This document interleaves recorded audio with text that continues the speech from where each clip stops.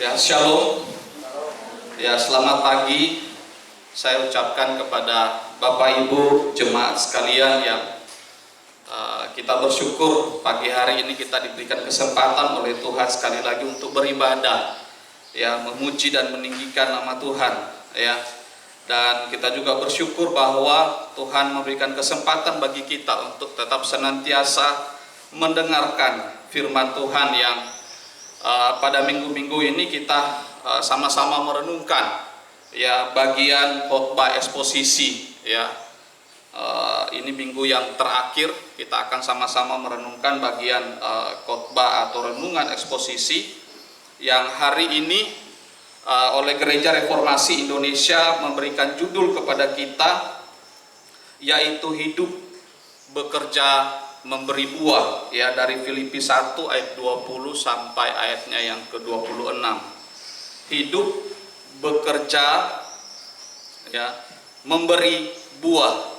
Bapak Ibu saudara-saudari yang terkasih dalam Tuhan kita Yesus Kristus, kekristenan dituntut, ya, untuk dapat menghasilkan buah.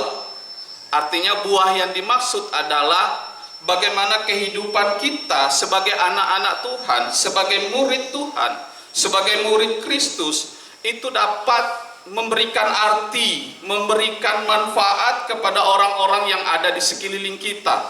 Itulah buah yang dimaksud. Dan tentunya adalah hidup yang buah yang dimaksud itu adalah buah yang baik, ya. Sehingga ketika orang melihat kita, maka orang akan melihat Kristus yang ada di dalam kehidupan kita. Ya, artinya kita memberikan dampak yang baik bagi orang lain yang ada di sekitar kita, dimanapun Tuhan memanggil kita dan kemudian menempatkan kita, baik itu untuk bekerja, baik itu untuk melayani Tuhan. Ya, namun terkadang Bapak Ibu saudara-saudari, penderitaan atau kesulitan hidup yang kita alami, baik itu di dalam masalah sosial, masalah kesehatan, ya, masalah keadaan ekonomi, membuat orang percaya atau membuat orang Kristen tidak maksimal untuk menjalani kehidupan, ya, menjadi terang dan garam, menjadi saksi, ya, terlebih untuk menghasilkan buah.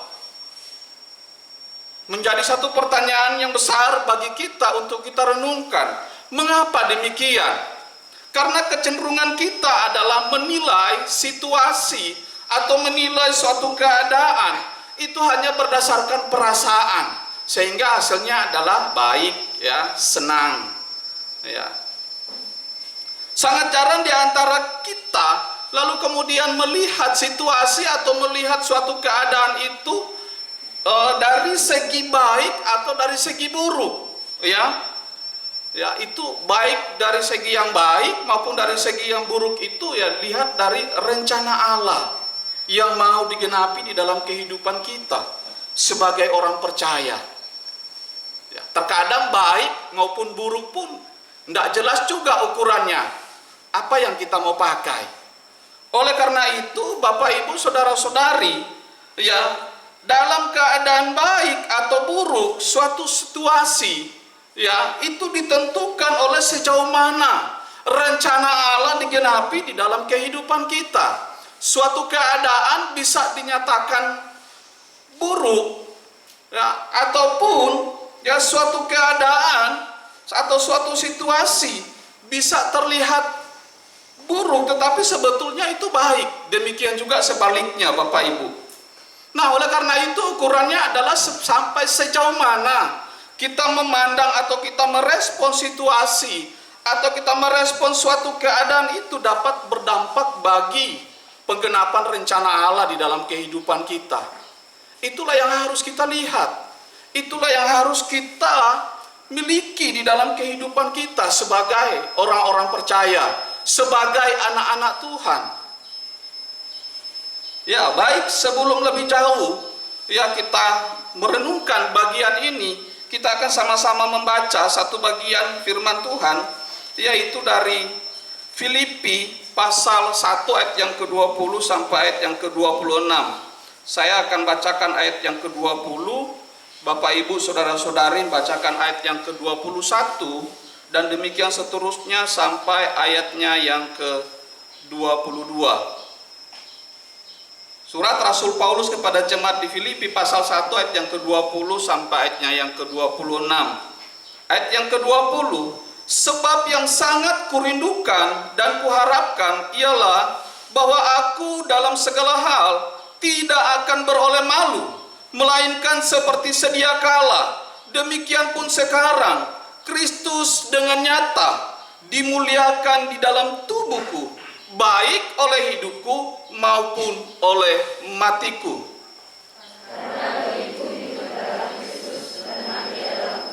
Tetapi jika aku harus hidup di dunia ini, itu berarti bagiku bekerja memberi buah. Jadi mana yang harus kupilih? Aku tidak tahu.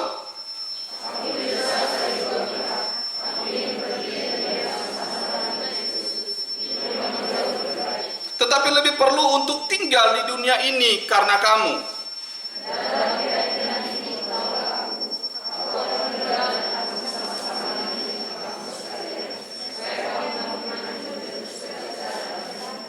Sehingga kemegahanmu di dalam Kristus Yesus makin bertambah karena aku, apabila aku kembali kepada kamu.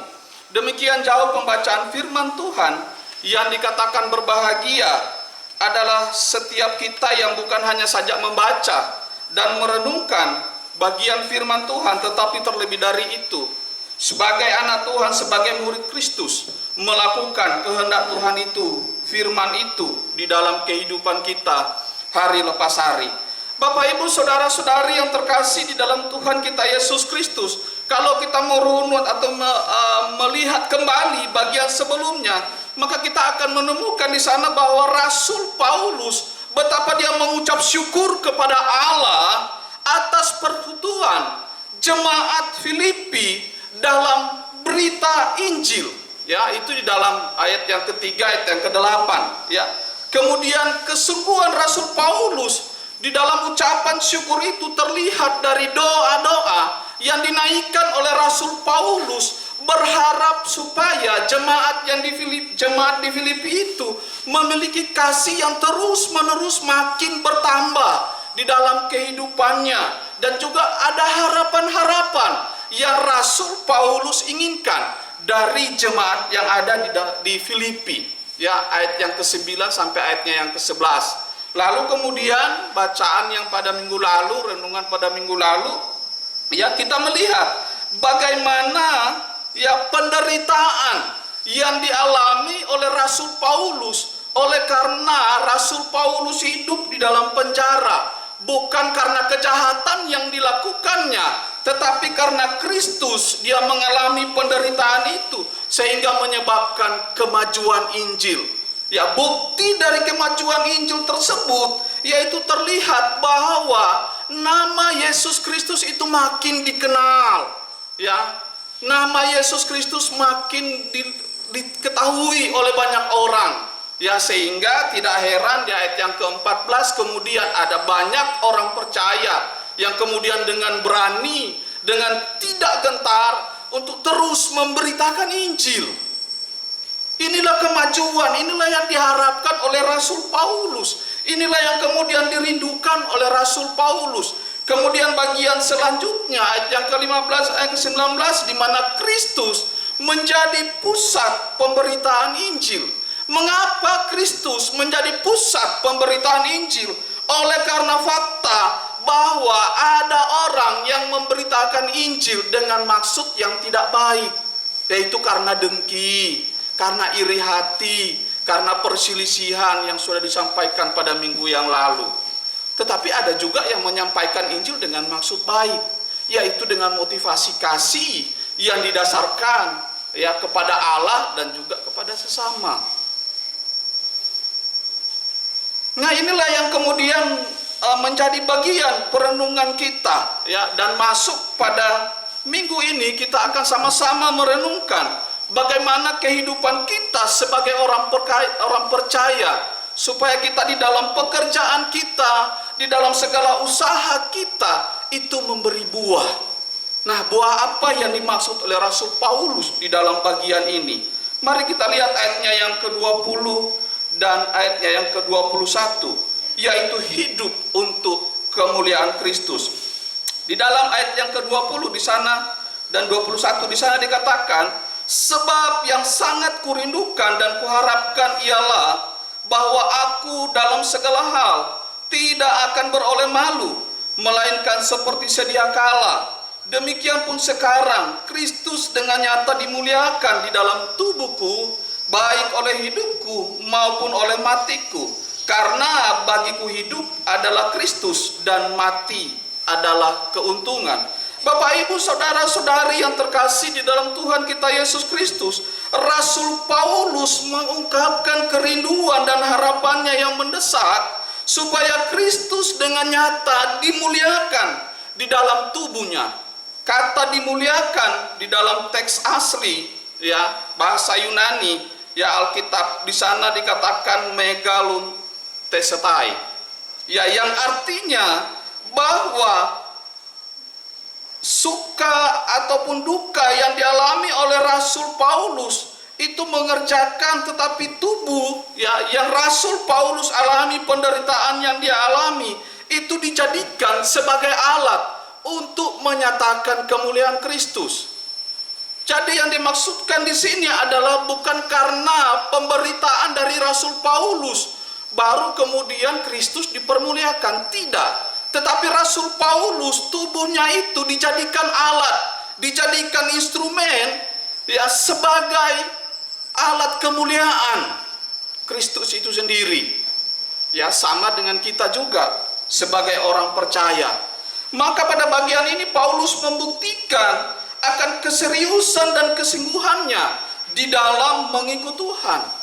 Dia taat, dia setia di dalam menjalani pelayanan yang sedang Tuhan percayakan bagi dia. Maka bagi Rasul Paulus hidup maupun mati bukan persoalan. Ya, karena dua-duanya sama aja. Ya, hidup berjalan bersama dengan Kristus, mati ketemu dengan Kristus. Tujuannya sama, untuk Kristus. Ya, beda dengan kita, mati kita takut, hidup mau. Tapi hidup yang bagaimana? Itu yang kemudian kita renungkan sebagai orang percaya. Bagaimana kemudian kita menjalani kehidupan. Maka Bapak, Ibu, saudara-saudari, Rasul Paulus meyakini bahwa apapun hasil akhirnya dari perkaranya, ya, entah dia akan dibebaskan atau entah dia akan dihukum mati, bagi Rasul Paulus itu tidak jadi persoalan. Ya, tetapi yang diinginkannya, yang dirindukannya adalah bagaimana supaya kehidupannya itu Kristus dipermuliakan.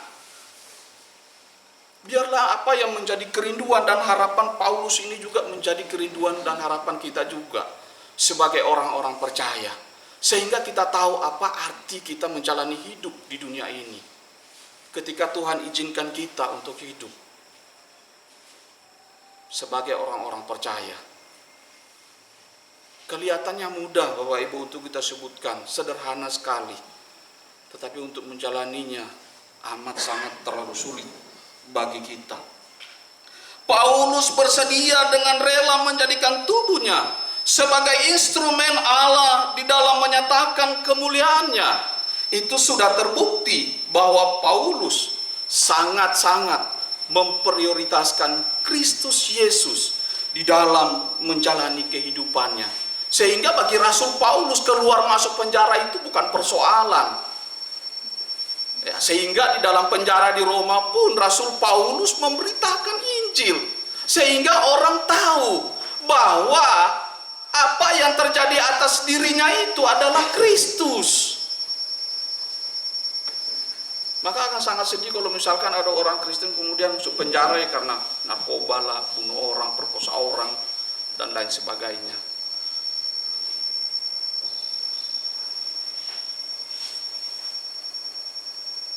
Ya, saya teringat ya pada waktu saya pergi kunjungan ke Lombok, ya, yang kemudian pergi ke seberang lagi ke Pulau Sumbawa.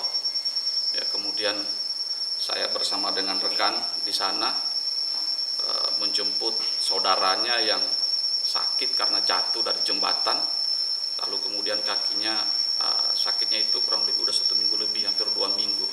Ya karena kakinya udah bengkak, lalu kemudian mengharapkan karena dia baru juga pulang dari pelayanan luar pulau, ya akhirnya ada kesempatan bagi dia untuk menjemput saudaranya itu, lalu kemudian bawa ke Sumbawa, bawa ke rumah sakit. Ya, kemudian kami tiba di rumah sakit itu sudah malam, enggak malam banget ya, jam 5 atau jam setengah 6 sore, Bapak Ibu. Lalu kemudian udah sampai di sana, ya kemudian diperiksa, lalu kemudian mendapat kamar, lalu kemudian rekan saya ini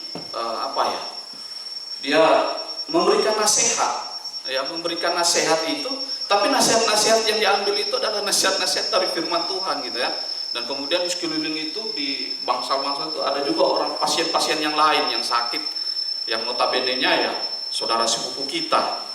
Ya kemudian saya, Bapak ini enggak lihat situasi kah atau terlalu semangat atau apa? Ini dalam perenungan saya gitu. Karena ini kan kita istilahnya ada di kandang serigala nih. Gitu, itu dalam hati saya gitu. Lalu kemudian saya dari karena kalau pintu, karena kami berada di ujung, dan kemudian ujung itu hanya tembok ya, kalau mau lari kan nggak bisa gitu ya. Maka kemudian saya mulai bergeser pelan-pelan gitu ya, lalu cari lihat jendela gitu ya. Lalu kemudian saya lihat jendela gitu, saya lihat keluar, waduh kayak ini kalau saya lari ini juga ya entah lolos entah enggak gitu ya.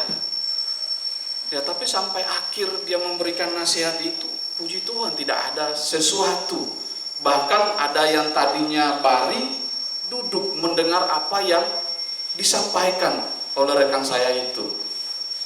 Ya kemudian saya, waduh luar biasa. Langsung kemudian saya teringat, ya wah kita tidak usah perlu takut dengan yang begini. Ya karena Tuhan ada bersama dengan kita. Apapun yang terjadi atas hidup kita ya Tuhan yang tahu, ada di dalam rencana Allah. Lalu kemudian akhirnya setelah memberikan nasihat, lalu saya diminta untuk berdoa. Wah kaget juga saya. Ya karena dia udah berani di awal, saya juga pun berdoa dengan semangat juga, saya berdoa, tidak takut-takut juga. Begitu ya, sampai akhirnya ya saya pun sebelum berdoa saya meminta izin kepada mereka, ya menanyakan apakah saya juga bisa mendoakan. Mereka juga pun mempersilahkan. Silakan Pak, terima kasih. Begitu. Akhirnya kemudian saya berdoa. Ya kadang dalam situasi itu Tuhan ingatkan kita, dan kemudian Tuhan kuatkan kita. Ya. Nah ini luar biasa. Ya maka Rasul Paulus pun di dalam keadaan yang demikian ya, di dalam penjara, di dalam tahanan, bagi Rasul Paulus dirinya terbelenggu, tapi Injil tidak. Ya, maka perwira-perwira yang menjaga dia itu ya 4 orang dalam 1 hari selama 2 tahun Rasul Paulus penjara di Roma, penjara rumah di Roma. Ya, kalau saya kalikan itu, maka ada ribuan orang yang sudah mendengar berita Injil. Dan saya bisa pastikan bahwa yang mendengar berita Injil itu langsung percaya. Mengapa? Karena ayat 14 menyatakan di sana ada banyak orang yang dengan berani untuk memberitakan Injil setelah mendengar apa yang disampaikan oleh Rasul Paulus. Maka dalam bagian ini ya, Rasul Paulus pun di dalam surat Filipi ya, dia mengatakan bahwa aku akan bersukacita dan akan tetap bersukacita. Kata sukacita di dalam surat Filipi ya, kitab yang pendek ini ada 14 kali ya di sana. Nah, kemudian ayatnya yang ke-21, Bapak Ibu. Di sana dikatakan, karena bagiku hidup adalah Kristus dan mati adalah keuntungan. Ungkapan ini merupakan bukti penyangkalan diri dari Rasul Paulus karena kenyataannya terhadap panggilan Allah atas hidupnya serta menjadi penyerahan dirinya yang setia kepada Kristus Yesus. Nah, jadi hidup bagiku hidup adalah Kristus, itu artinya hidup Paulus ya di dalam arti Kristus itu hidup di dalam hidupnya Paulus. Ya kemudian ya mati adalah keuntungan, itu di dalam teks aslinya itu diterjemahkan demikian. Ya artinya adalah kesempatan untuk memuliakan Kristus di dalam atau oleh kematiannya. Jadi bagi Rasul Paulus, baik dia mau mati ataupun dia hidup, itu bukan adalah persoalan yang serius. Tetapi bagaimana kita merespons bagian ini sebagai penggenapan rencana Allah di dalam kehidupan kita sebagai orang percaya. Ya, sehingga hidup yang kita jalani adalah hidup ya untuk Kristus. Kita bekerja untuk Kristus, kita melayani untuk Kristus. Tetapi banyak orang saat ini ya memang materi itu memang ya perlu untuk kita, tetapi bukan menjadi yang utama untuk kita. Sangat celaka kalau misalkan materi menjadi suatu yang utama, sehingga kita tidak bisa mengenal lagi siang maupun malam. Yang adanya bekerja terus, ya kan? Ya supaya kita makin kaya. Bukan, makin kaya itu tidak masalah, tidak jadi persoalan bagi kita. Tapi yang salah adalah kalau itu menjadi hal yang utama, menjadi tujuan kita hidup di dunia ini. Nah, hari ini kita belajar ya bagaimana kemudian kita melayani Tuhan. Banyak hamba Tuhan sekarang ini ya hidup mengasihani diri. Ya kalau tidak diperhatikan langsung cemberut, ya kan, tidak dikunjungi jemaat gitu ya. Seharusnya hamba Tuhan, pendeta, gembalanya yang kunjungi jemaat, ini harus jemaat yang kunjungi gitu ya. Kunjungi pun tidak harus tangan kosong gitu, harus ada yang dibawa kresek gitu.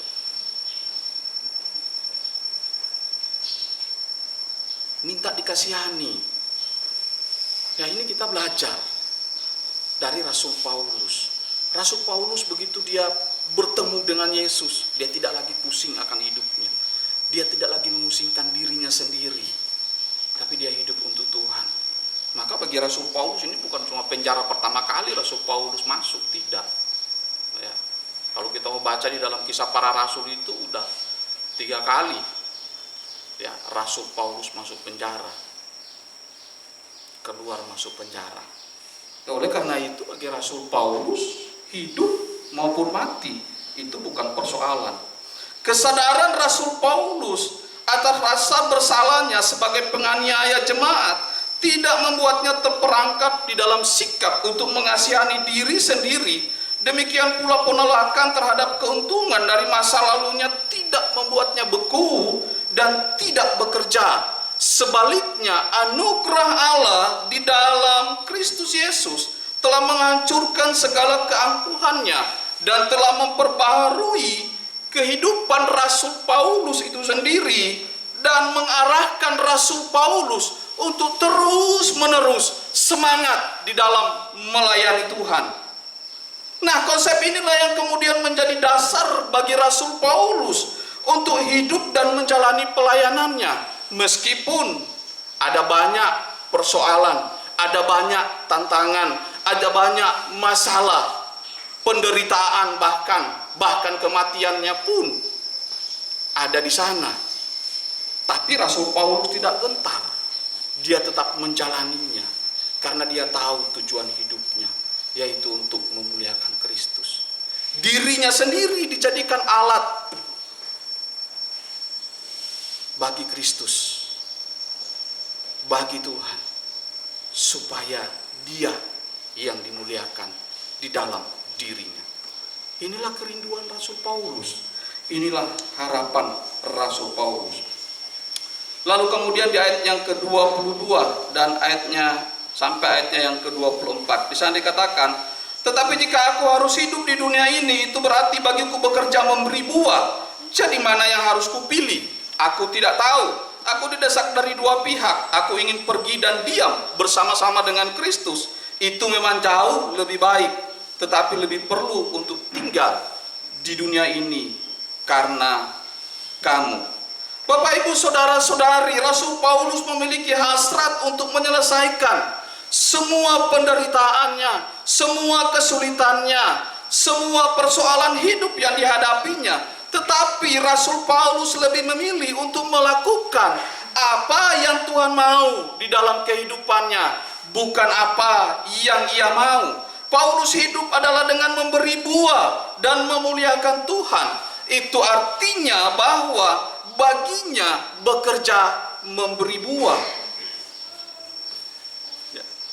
Oleh karena itu, hidup di dalam tubuh ya ini sangat dihargai oleh Rasul Paulus. sebagai suatu kesempatan atas anugerah Tuhan yang diberikan di dalam hidupnya untuk tetap senantiasa menyatakan kemuliaan Allah, memberitakan Injil, memuliakan Kristus. Itulah yang menjadi tujuan hidupnya. Sehingga bagi Rasul Paulus, bekerja berarti memberi buah. Memberi buah yang dimaksud adalah bermanfaat bagi orang lain, bermanfaat bagi dunia yang ada di sekeliling kita, yang gelap, yang penuh dengan dosa.